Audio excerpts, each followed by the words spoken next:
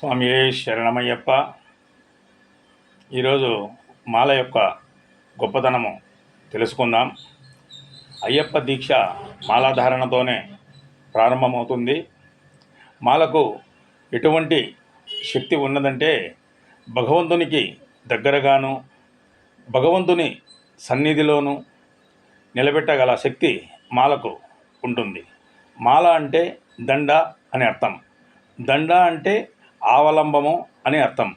ఆవలంబము అంటే ఆశ్రయణము అర్థం. ఆశ్రయణము అంటే రక్షణ స్థానము. రక్షణ స్థానము అంటే రక్షించు చోటు. ఈ చోటు ఎక్కడ రక్షిస్తుంది?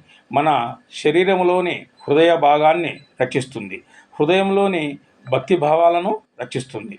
అందువలన మనము వేసుకునే మాల హృదయానికి తాకుతూ ఉండాలి.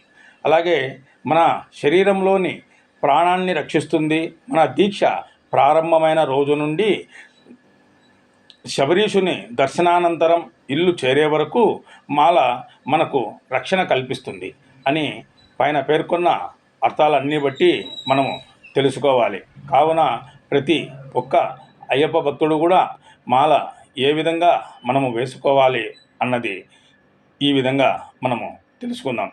సుబ్బయ్య స్వామి, రాయచోటి.